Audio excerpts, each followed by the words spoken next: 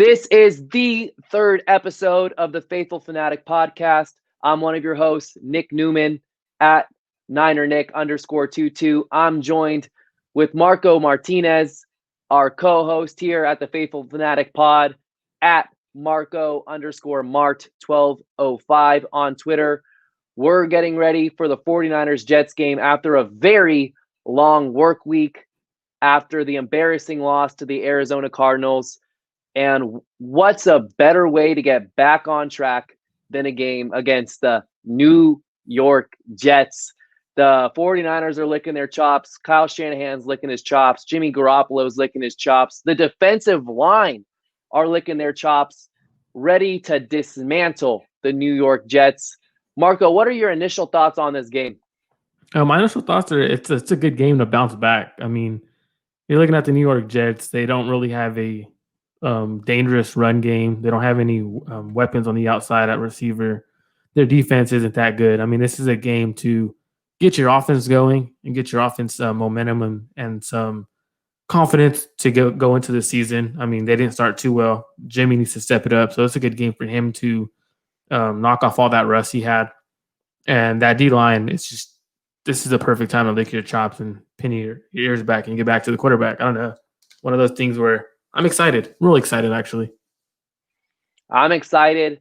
And again, this is a great opportunity for the 49ers to get back on track. And I was talking about this earlier today, or going back to last week when the team played the Arizona Cardinals. It's always tough playing a divisional opponent. I didn't expect the outcome to be what it was, the end result to be what it was. But going into that first game, I was talking about just find a way to beat the Cardinals. I don't care if it's a great victory. I don't care if it's an ugly victory. Just get the job done. Obviously, that did not happen.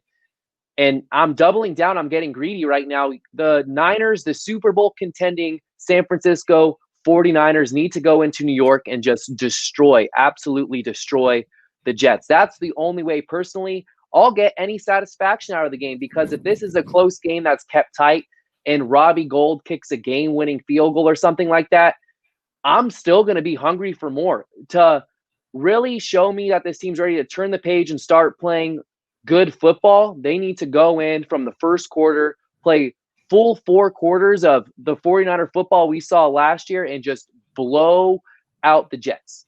And Josh Allen, Buffalo Bills quarterback, was able to throw for 300 yards against their defense. Josh Allen. So Jimmy Garoppolo, whether George Kittle plays or not, George Kittle is still in question for this upcoming Sunday with a knee sprain. Even if he doesn't practice all week, it looks like he's going to be a game time decision, and it looks like he has a good chance of playing, but it's not guaranteed.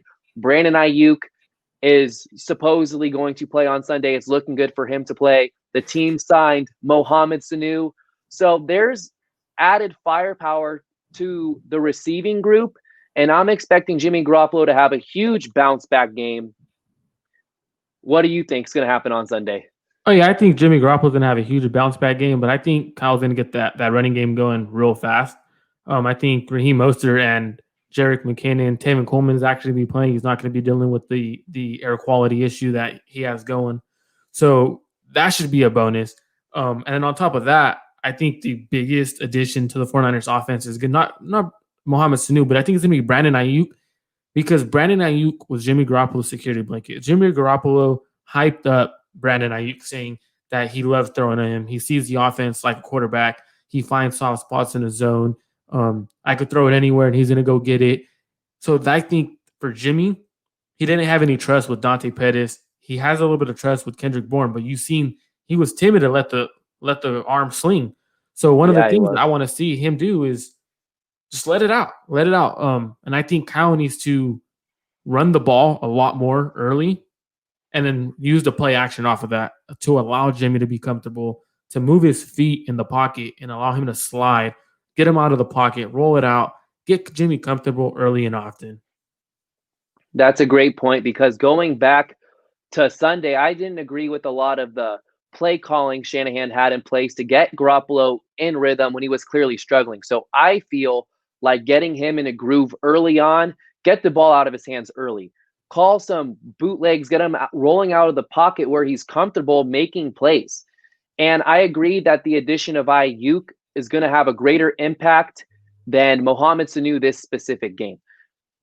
I expect Sanu to play just because the injuries at the wide receiver position, but not necessarily log a lot of snaps. But I do believe he can start having that poor man Emmanuel Sanders impact as soon as week 3 against the Giants. If you go back to Emmanuel Sanders' stat line last year, he averaged only about 3-4 catches a game, right around 50 yards, and was targeted about 5 times. Those are realistic numbers for a guy like Sanu, who's on the tail end of his career, to still come in and produce. The team did not necessarily rely on Emmanuel Sanders as a number 1 wide receiver. They don't need a number 1 wide receiver. And I think coming to San Francisco, he doesn't have that same pressure that he had in New England, where the Patriots just traded a second round pick for him. There's a lot of pressure when you go to a team that just traded a second round pick for you, as far as in the locker room, around the fan base, and Sanu couldn't live up to it. So right now, the 49ers will take anything they can get out of Sanu, and they're going to him for more of on-field production, whereas Sanders last year, when he came in, they were not just looking for on-field production, but they were looking for a veteran presence in the locker room. And right now, I don't think the 49ers wide receivers really need that. They've gone to the Super Bowl already. Kendrick Bourne was the old dog in the locker room, as surprising as it was, in the wide receiver room, at least, having more experience under his belt than any other receiver in the offense as far as playing in Kyle Shanahan's system. And now you have Sanu coming in, and I wrote about this for 49ers Web Zone the other day, is that it's not Sanu's place right now to come in and take these young receivers under his wing. That was Sanders' job last year. These guys are not necessarily ready to go, but they think they're ready to go. And Sanu just needs to go out there and perform on the field. He doesn't have to take Kendrick Bourne under his wing. Kendrick Bourne's played in a Super Bowl, but then looking at the other guys like Dante Pettis and Trent Taylor, I can see them being salty because they're upset that they didn't perform well enough to avoid Kyle Shanahan making this move. So I think that as long as Sanu doesn't step on anybody's toes, and if he does, so be it. The wide receivers aren't performing well. And as long as he can average around Sanders' numbers of 3 catches for 40, 45 yards and score a touchdown, make a big play every once in a while, this is a great addition, a no-brainer to bring in Sanu and add him to the 49ers offense. Sorry, I know I went on a little bit of a rant there, but I'm excited to see this added firepower for the offense and for Jimmy Garoppolo because he desperately needs it. Oh, yeah, I agree. I mean, when you look at Emmanuel Sanders' stats last year, if you take out the Arizona Cardinals game and then you take out the New Orleans Saints game, he only had like 300 yards total in, I believe, 8 games. So if you take out that, it's like, okay, there's not much production you're trying to replace. And Mohamed Sanu could replace that production easily. I mean, the New England Patriots, sorry about that, they did not use Mohamed Sanu as he should have been used. So last year, they tried using him as a deep threat. They tried using him in a way that he does not fit. And Tom Brady, his age showed last year. I mean, when he would push the ball downfield, Mohamed Sanu would be open, and he would underthrow him. And then when over the middle, he would throw him way too high. He's a big target, but he's not 6'6", not 6'7". So at some point, you have to figure out a balance in Mohamed Sanu. He's a good deep threat, but he's also better over the middle. So that's going to benefit Jimmy Garoppolo as he loves to go over the middle. On top of that, I think you hit it perfectly. You hit it perfect. He needs to come in and be himself. Don't come over and take over the team and try to be someone else who you're not. Just be yourself. Come in, fit in. Bingo. Go ahead. And that's the thing. I mean, when you look at Dante Pettis and you look at Trent Taylor, who are trying to be receivers on the roster, they're not trying to be themselves because they're trying to fit in too fast. It's kind of weird. You're trying to push them in a role that they're really not supposed to be in. Another thing I totally agree with is he doesn't have to come in, like going back to the pressure of being traded for a second-round pick. You try to act like this big receiver because you look at receivers that were traded for second-round picks. DeAndre Hopkins, look at that trade. What did the Texans get in return for him? It's just like there's a lot of pressure when you're traded for a pick that high, and now he can just be himself. He doesn't have to try to be this big shot receiver that he's never been. He's been a steady third, fourth option throughout his career, which is all he needs to be on this team. He just needs to look the part as an NFL wide receiver and occasionally make plays, because right now Dante Pettis isn't cutting it, although he was getting open a lot now that the All-22 film is out, and that's kind of what's going around the 49ers community right now, as far as the fan base goes, is that Pettis was open a great amount, and Garoppolo was just either not seeing him. And the one time he was targeted, there's some controversy there about whether or not Pettis should have gone all out and dove for that ball. But it's a tough catch, in my opinion, for any wide receiver to make. But yeah, so Sanu's coming in, much needed firepower to the passing game. Garoppolo is going to try his best to get back on track. And I went back to something Colin Cowherd said last year around when Jimmy Garoppolo beat the Cardinals on that Thursday night game. He was talking about how Garoppolo has something called just the it factor in quarterback face, how he's a good-looking guy. He's a guy that carries himself with a lot of confidence, has that swagger to him, and he's just so used to being the guy. I know he backed up Brady for a couple years, but Tom Brady's the GOAT. It's a great learning experience to be behind Brady. And Garoppolo just needs to come out with that confidence, with that swagger, with that gunslinger mentality, because if you watched him over the last several years, it starts with the 49ers, he was never afraid to try to squeeze the ball in a tight windows. He has full confidence in his arm. And at times it could cost him. It has costed him with interceptions.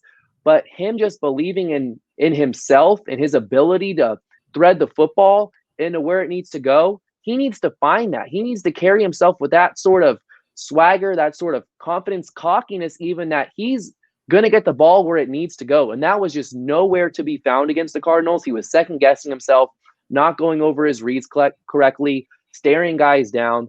So we need to see that Jimmy Garoppolo that was leading this team through that gauntlet of a stretch last year where they played the Packers, the Saints, the Ravens, the Rams, the Seahawks. We need to see that Jimmy Garoppolo, and we need to see him soon. Because the longer he is not the quarterback we saw last year, the harder the road to the Super Bowl is going to be. If he can't get back on track and it costs the 49ers a few more games, and he's largely at blame for what happened against the Cardinals, then this team's just not going to end up with a high-tier spot as far as seeding goes, and the road to the Super Bowl is going to be that much more difficult. It's going to be difficult to win the division because if you look at the Rams, you look at the Seahawks, they're good. The Seahawks especially. They have a quarterback that looks like an MVP in Russell Wilson, who should win one before he retires. And the Cardinals are up and coming. So it's time to take care of business. Garoppolo needs to turn this thing around, and the Jets are a great opportunity to do just that. Oh yeah, and it comes from trust. I mean, last when he came in, his first 5 starts, he didn't really understand the offense, so he relied on his receivers who knew the offense and trusted them. So that's why he made those tight window throws, and he allowed him to just play freely. And then coming off his ACL injury, he trusted them to make plays for him. I mean, he had full trust in them. And now when you're throwing to guys you don't really trust, you're going to be more hesitant to throw the ball.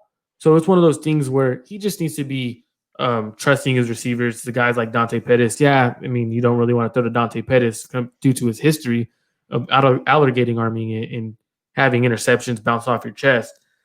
But now, looking at it, our offense should get going. There's key injuries on defense. Richard Sherman's headed to the IR for 3 weeks. Dee Ford has a neck injury that shouldn't bother him. He should start.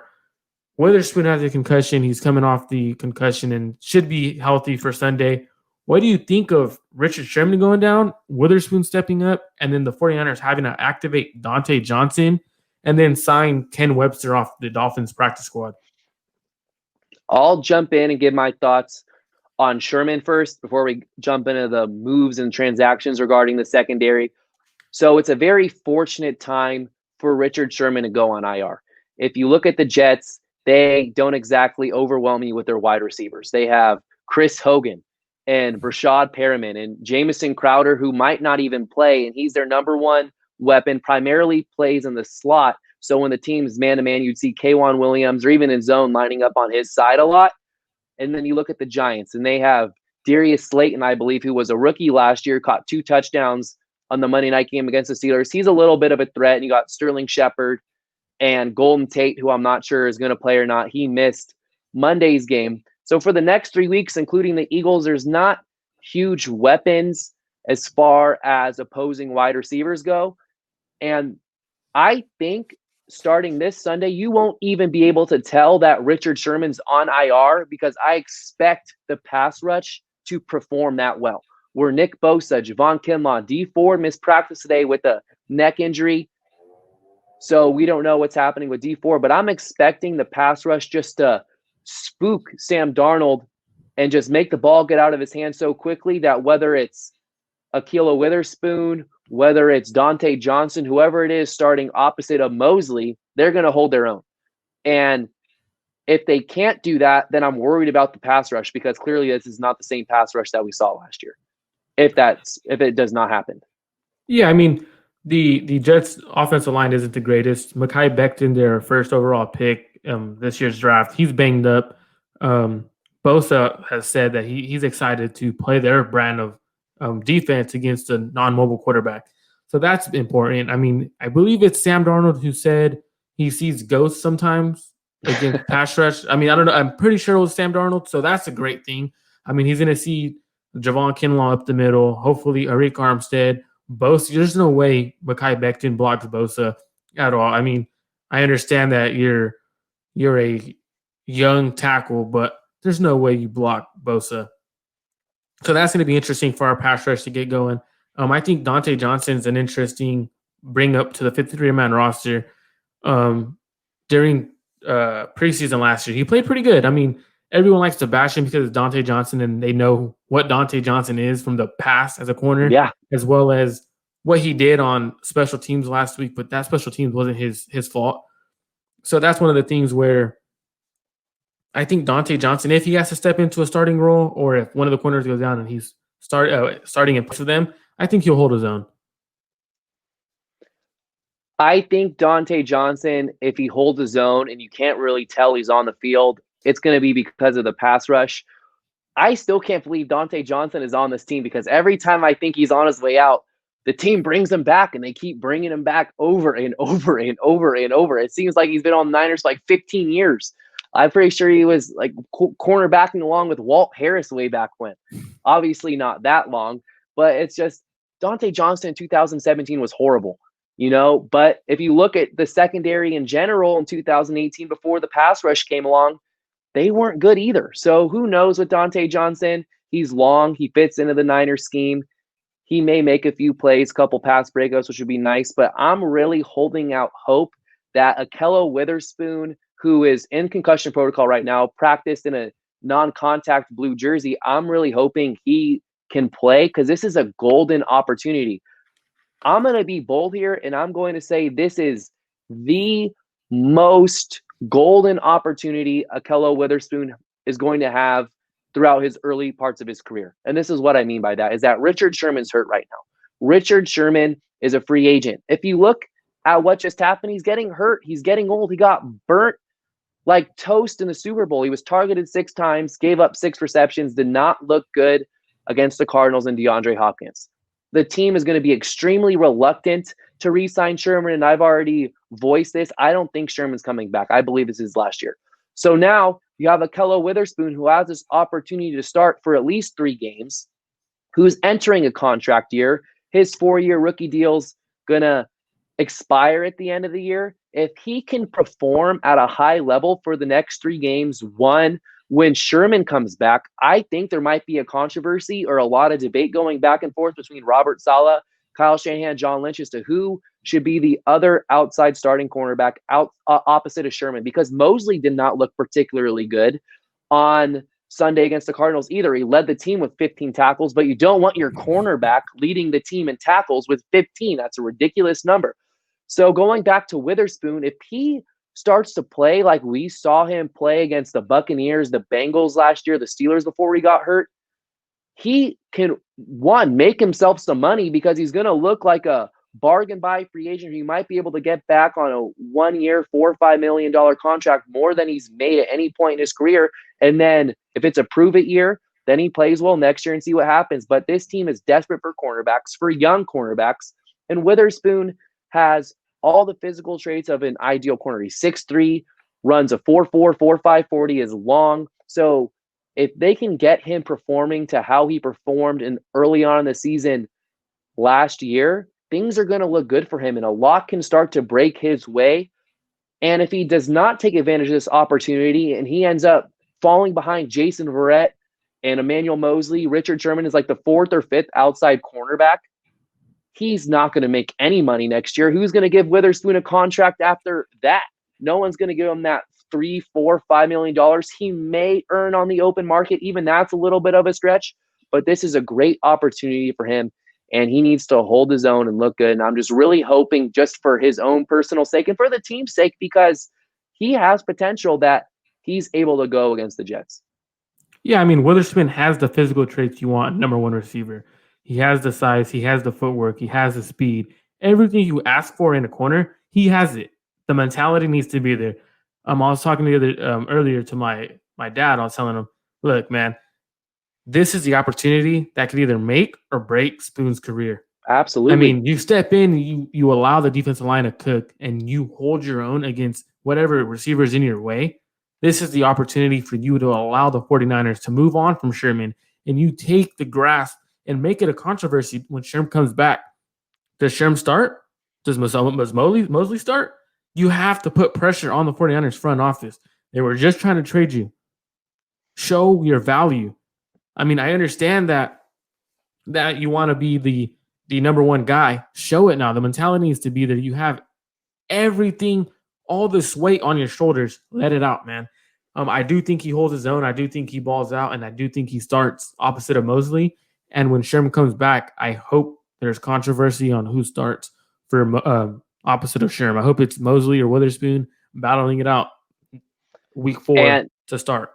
That's the best case scenario, is that when Sherman returns, there is some sort of controversy, because you hopefully have two cornerbacks that were playing well enough to be in the conversation of starting.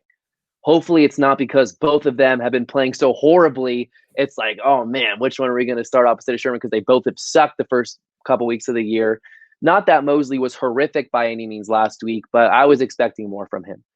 So another thing why I believe the secondary and the pass rush will have a big game is because the Jets will be one-dimensional. They had an extremely low rushing total last week against the Bills. Le'Veon Bell got hurt. And my golden ticket here about this game is that Frank Gore, the inconvenient truth, the ageless wonder, Frank Gore is going to be starting against the 49ers on Sunday at the age of 65 years old, got his AARP card, the senior citizen in a retirement home. Frank Gore is starting against the Niners, and that's going to grab the attention of a lot of Niner fans because it's Frank Gore, who's going to be in Canton in the next few years. So nothing against Frank, but come on, what can he really average per touch against this front seven? 2 to 3 yards. I'd be surprised if they gave up more than that. And if the team didn't give up this devastating loss to Arizona, I'd be like, let's slide Frank Gore some yards here. Give him some breaks and let him gash us for 100 and get closer to getting up there on the all-time rushing list total. But of course, we don't have that luxury right now because we're trying to desperately get a win to get the season back on track. So, but it's nice to see Frank Gore. And what are your thoughts on the ground game? Do we have to worry about Frank Gore and whoever else the Jets have in their backfield? Yeah, I mean, Frank Gore is a GOAT. I mean, I have his jersey signed and everything. Frank Gore is going to go for 100 yards on us. I'm calling it right now. You can't bet Frank Gore out. He averages, I believe his career average is like 40 yards and something. So when you look at Frank Gore, he's going to find some holes. He's going to find a crease, even if there's nothing there. Frank Gore knows how to fall forward and pick up 3 yards, even if there's negative 3 yards for him. He finds a way to pick up yards. And that's the thing with Frank Gore I've always loved about him, is he's always falling forward. So the 49ers, if there's a little gap, Quan Alexander's not going to tackle him. No, there's no one in our secondary is going to want to tackle him in open space. He's going to just lower his shoulders on you. I mean, Tart might want to tackle him. Fred Warner will tackle him. But I do think Frank Gore has a big game for the Jets. I do think that's the only player the Jets has a good big game for. So I'm excited to see Frank Gore because I miss Frank Gore. Even though he's 37 coming into the game, I do think he 67. Has another. Oh, 67. No, but I do think he has a big game just because he's the only guy on the team. And it's Frank Gore. You can never doubt him out. He finally gets to play against the 49ers. I don't think he's played against us since he left. I believe he played with us against the Colts. Yeah. With the Colts. So I mean, he's had his chance, but he's headed into his end of his career. So I do think Frank Gore finally gets that chance to bust some big runs on us, and it'll be cool to see because he's gonna have his yards, but they're not gonna win. So it'll be That good would to be see Frank Gore get his. it would be a great feel-good story. Give those warm, fuzzy feelings out to the 49er fan base if he rushes for 100 yards and the Jets lose by 20 points. I just don't see Frank Gore having that big of a day. But you bring up a good point, is that who else do they have playmaker-wise? If Jamison Crowder's not playing, Le'Veon Bell's already on the shelf. He's not going to play. He's ruled out. They have Chris Hogan, Brashad Perriman. They'll try to get that ground game going. So I expect Frank Gore to have early opportunities to establish some sort of balance between run and pass.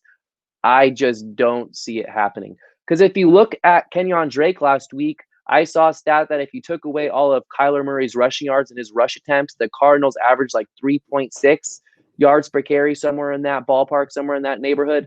So the front seven held their own in the ground game, taking away Kyler Murray last week. So I don't think Frank Gore is going to get anything going. And if he does, you can't really be mad at that because it's Frank Gore. Unless it costs the Niners the game, then I'll be pissed off. But the Jets are going to be one-dimensional, and it's just up to the pass rush and to get home in the secondary to generate some turnovers off that pass rush coming in quick. Go ahead. Sorry about that. No, that was it. That's all I was going to say is that go ahead. Sorry. I think the big difference from what Arizona was doing versus what the Jets are doing in the run game is Arizona runs from shotgun majority of the time when they have Kenny and Drake in the game. So when you're running from shotgun, you're at a disadvantage because you either have to sell the pass set, so your offensive line is in more of a 2-point stance rather than a 3-point stance, and you're already 5 yards off, and you have to kind of like wiggle your way through. So I think the Jets should have a better rushing attack than the Arizona Cardinals did, and that's the thing that I'm excited to see because I'm one of the biggest Frank Gore fans you'll ever meet. I mean, growing up watching Frank Gore, I had everything, 21 jersey, everything you could think of. So I'm excited, really excited to actually see Frank Gore on the field for an entire game. Yeah, I'm excited just because of that sentimental value behind it. But like I said, I'm not necessarily doubting Frank Gore's abilities to get anything going. I just don't like his chances against this front seven. I want to say he had 6 to 7 carries last week and had about 24 yards. I think that's what it was. Like he averaged 3 or 4 yards per carry, a higher per carry rate than Le'Veon Bell. But the Jets offense, it's going to be very disappointing if this is not a blowout win, in my opinion. Like this needs to be a blowout win. I want to see the wrath of Kyle Shanahan come out. I want to see him cook up some plays. And that's another thing I had a problem with last Sunday is that when the team was in a rut, when Jimmy Garoppolo was clearly struggling, I felt like Kyle Shanahan was needed right there, and he needed to draw something up to call a play that everyone's like, wow, where'd that come from? Kyle Shanahan is such a genius because that's how he's seen. That's how he's perceived. He's a genius. So they needed that genius on Sunday. It didn't happen until that Kyle Juszczyk play in the fourth quarter where Jimmy Garoppolo hit Juszczyk down the sidelines.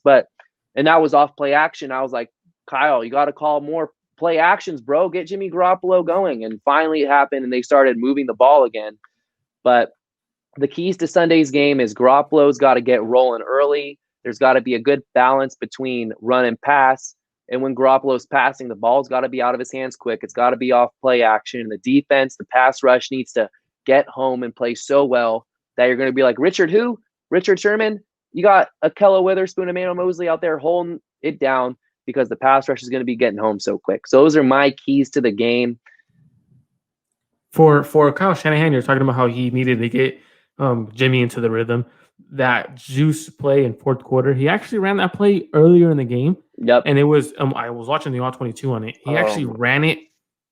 He lined Juice up as an H-back on the outside. He tried to leak him out on the other end, but the offensive line didn't block. We had Chandler Jones coming from the right side, and Mike Mugic didn't do too good of a job. So he had to step into the pocket, and as he stepped into the pocket, the interior started collapsing on him, and he ended up getting sacked on it. He was wide open, but you can't hit him on that when there's pressure. So there's a few times Kyle called up plays, he get pressured, or Jimmy just didn't make the throw. So I do think Jimmy needs to be much better. but I do want to see Kyle use that play action a lot more. I don't want Jimmy in the shotgun where he's flat-footed and he's just standing there. Watching the All-22, there was too many times where he was just flat-footed and he just like this. Mm-hmm. Like, no, I need his feet going. I need him actually moving around like he's progressing through the plays. But I think the biggest key for victory this weekend is our defensive line getting home to Sam Darnold. They finally get to play against a non-mobile quarterback. It's kind of rough when you start off against Kyler Murray, who I do think is an MVP candidate. So I do think we do see Javon Kinlaw get his first sack of the season. I do think Bosa gets 2 sacks, and I do think Armstead gets either a sack or a half a sack. Yeah, I'm expecting at least a 4-sack performance from the defensive line. They need it. And if you look at the sacks from last week, I believe there was only 2 between Kerry Hyder and DJ Jones. So I'm expecting Bosa to have a big game, and we'll see what happens with Dee Ford. I'm a little worried if Dee Ford does not play, because I said this going into the season that I view Dee Ford as a top 5 player in terms of the team's success, along with Jimmy Garoppolo and George Kittle, Trent Williams, Nick Bosa, and then Dee Ford. So I have Dee Ford in the top 5 as far as importance goes, and he needs to be out there. He's making so much money. I get he restructured his contract, did the team a solid, and cleared up all that cap space that they haven't really done anything with yet. And I was a huge advocate to sign Jadeveon Clowney with that cap space they cleared up. That didn't happen. That's water under the bridge. We move on. But without Ronald Blair and without, if Dee Ford can't go, who's going to be that sidekick for Bosa? I think Kinlaw's too raw in his early career to be able to be a reliable pass rushing threat, a consistent pass rushing threat like we saw from DeForest Buckner. Arik Armstead, the jury's not out on Arik Armstead. Was last year a fluke year? He doubled his sack total, his career sack total last year. He had 4.5, 5 sacks, I want to say, or somewhere in that ballpark going into the 2019 season, and then closed out the year with 10. Or maybe he had 10 and then he got 10 again. I forget exactly what it was. I believe he had 9. I believe he had 9 and then 10 or something like that. Yeah, so he doubled his career sack total last season alone. Yeah, I didn't mean to lowball him there. He was definitely around the 8, 9, 10 range. I do believe you're correct that it was 9, and then he got 9 or 10 last year, whatever it was, 9.5. He's great in run support, but Arik Armstead's not a consistent pass rusher. So you need to have Nick Bosa sidekick, who is Dee Ford, and Dee Ford did not look good on Sunday. He looked slow. There was a lack of effort I saw in a couple different plays. So where are you, Dee Ford? The team needs you. You're being paid as one of the top pass rushers in the game. You need to step up.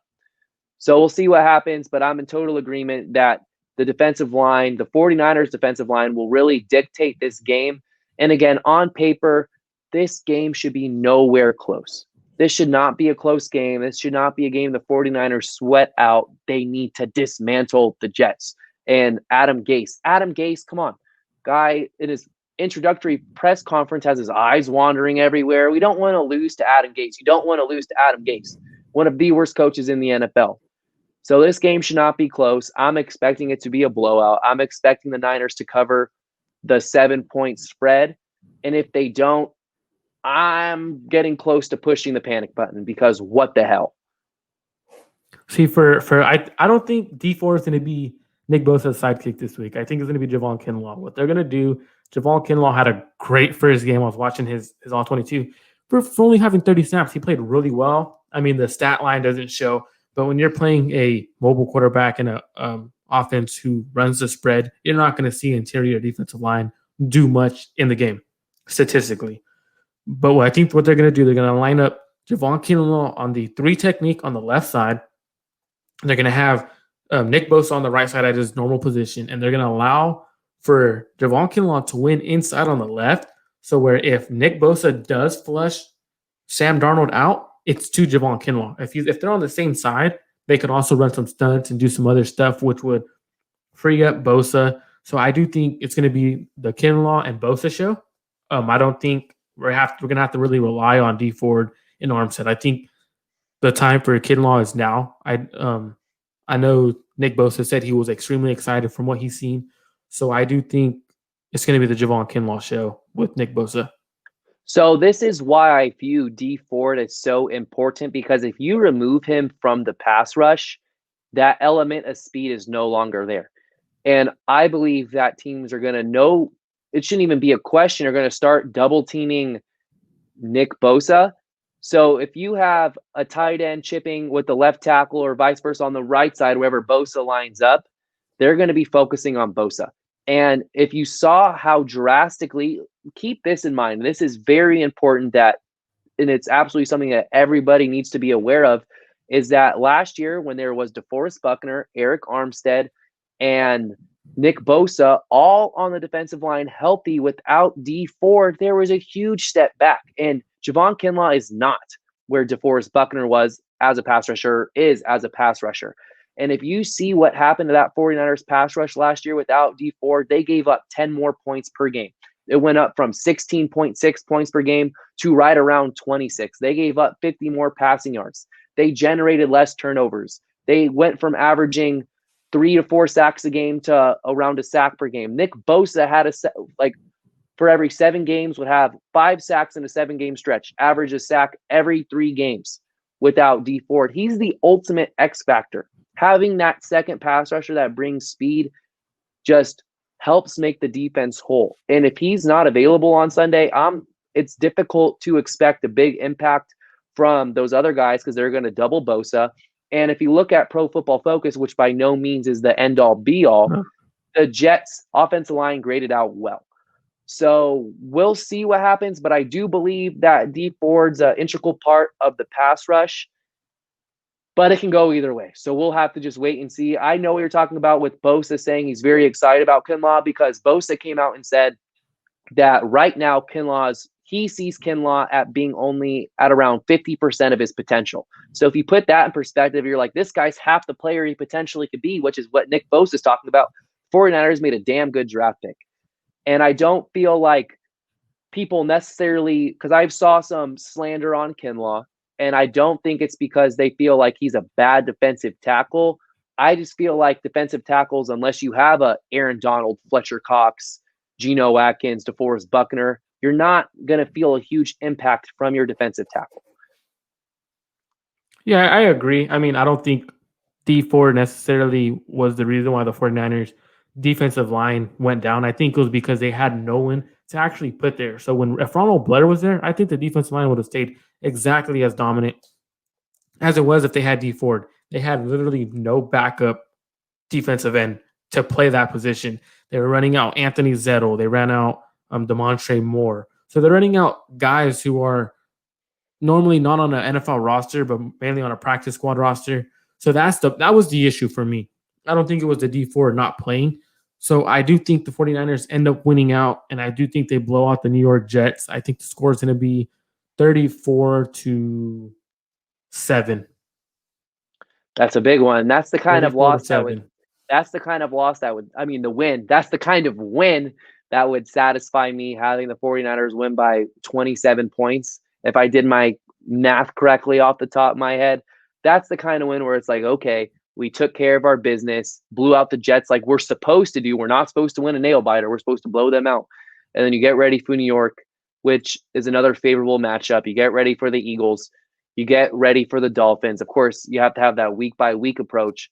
But I'm looking at that Rams game week 5, I believe. Week 5. I think it was week 5. Week 6. Week 6. Yeah, week 6, because it's after the Dolphins game. And I know the Eagles game's week 4. So it's a big game coming up. And I just want to touch on Dee Ford one more time. And I'm going to ask you this, is because I was there against the Vikings in that Kirk Cousins game in the NFC divisional round, where you just saw the energy. And it could be because they were coming off a bye week. They had that extra week's rest. But with Dee Ford on the field, that pass rush just looked like it was on a whole nother level. And again, I'm acknowledging that they had extra week off. But there's something special about a Dee Ford when he's on that just unlocks this defense and just takes it to the unbelievable heights that we saw last year. And I don't know if Ronald Blair has that same sort of impact. I see Ronald Blair as more of a excellent rotational pass rusher, situational pass rusher. But you're absolutely on the money that last year without Ford, there is nobody. Nobody. We definitely would have benefited. The team would have benefited from having Blair, especially in the Super Bowl because that pass rush got tired. But Dee Ford, his impact, and they're paying him. If he doesn't have a good year, he's going to get cut. That's what's going to happen. I think even if he has a good year, he's going to get cut. I think they're going to eventually try to re-sign Ronald Blair and have Ronald Blair stay at that position. When Ronald Blair went down, he had 9 games played with 3 sacks on limited snap reps. So for me, that was the interesting sign. So like, whoa, all right, three sacks, 9 games, didn't play much in each of those 9 games. Pretty good statistics wise to back up Bosa and Dee Ford. So I do think he's eventually going to be the 49ers starting defensive end. I gotta disagree. Ford had one of the highest sack rates in the NFL last year. He's a speed rusher. He's already proved he's an established pass rusher. He can be a consistent pass rusher. The only questions around him, can he stay healthy? And Ronald Blair has those same questions. Can he stay healthy? He, if I remember correctly, finished 2 different seasons on IR. I believe there might have been either in the first season with Kyle Shanahan or maybe it was in 2016 because Ronald Blair was a Trent Baalke pick. He's already shown that there's some concerns around his ability to stay healthy as well.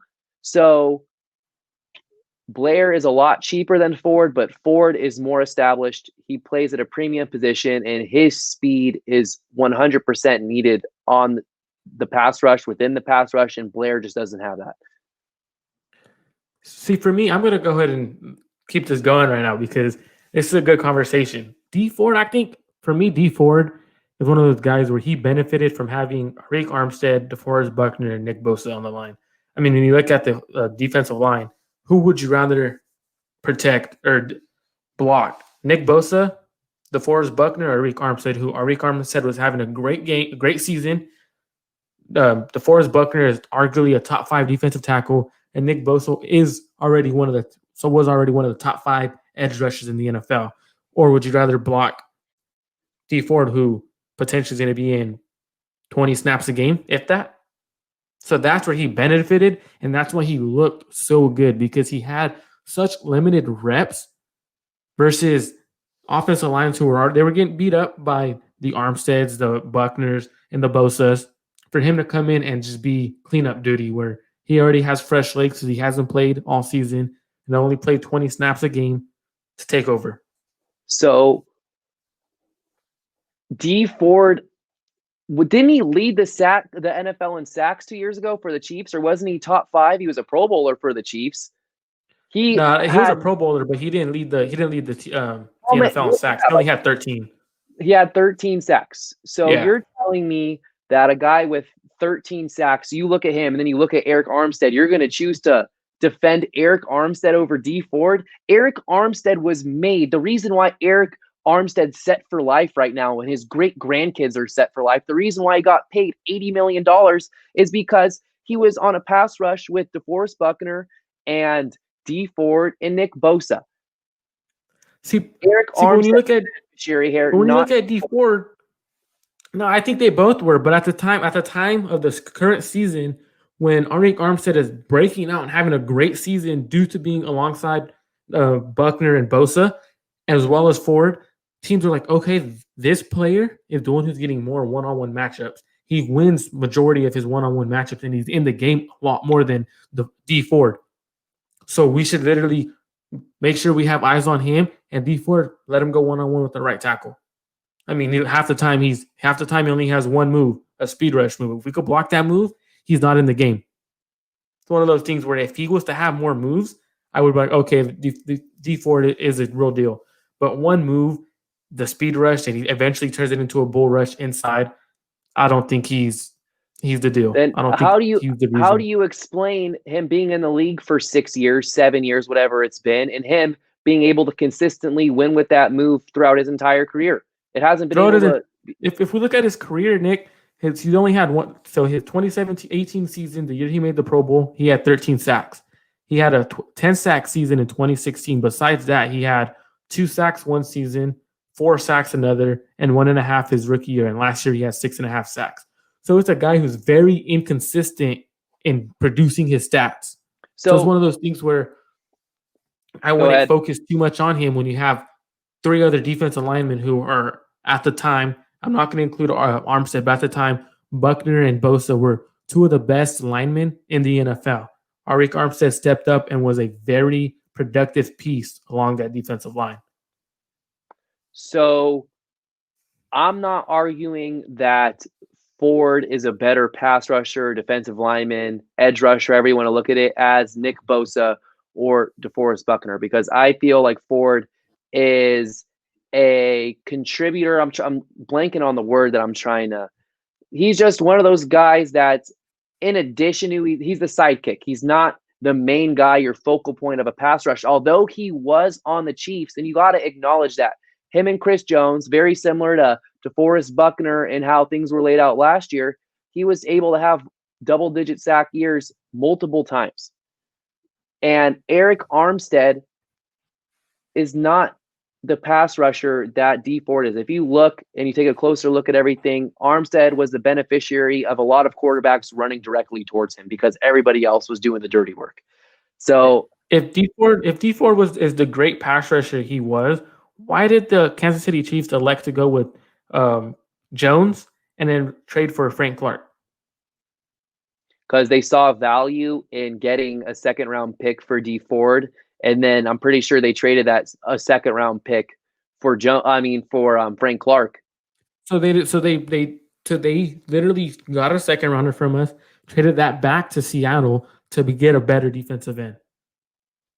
Because if you look at it, they literally didn't win any picks. They didn't pick up any draft capital, but they eventually signed a defensive end who's better than Dee Ford because they saw that Dee Ford cannot win consistently and Frank Clark could win at a higher rate. That's what I'm trying to – I understand where you're coming from, that he's the Robin to Nick Bosa's Batman, but I do think that if we were to pick up another defensive end, if Blair's healthy, I think Blair could be that Robin to Bosa's Batman. Well, we'll see. Blair is a free agent at the end of the year. Dee Ford, if he plays out his contract, should have 3 more years. So it's early to tell. I'm a big Dee Ford advocate because when he's healthy, I see the impact he has on the field and how he rounds out the defense. But you bring up good points about the Chiefs trading Ford to then trade for Clark. So we'll see. But focusing on Sunday, Niners need to get a win. They need to blow out the Jets. Marco says it's going to be 34-7. I'll take that 34-7 as well. This needs to be a double-digit, high teens, low 20s victory for the 49ers, not a nail-biter, not a game that should come down to the final seconds. Kyle Shanahan versus Adam Gase. This is where the revenge tour starts. It should have started last week. It was delayed. They need to get revenge for multiple reasons this week against the Jets. This is the 3rd episode of the Faithful Fanatic podcast. I'm your co-host, Nick Newman, joined with Marco Martinez. Make sure to give us a follow on Twitter at FaithfulFanPod_. I misspoke last week. The Twitter account's brand new. There's a lot of controversy with the Twitter handle. Twitter's very picky about what you can have in your Twitter handle. So FaithfulFanPod_ at NinerNick_22 for myself, at Marco_Mart1205 for Marco, his Twitter. We'll be back with live reactions on Sunday immediately following the Jets-Niners game. Thanks for tuning in.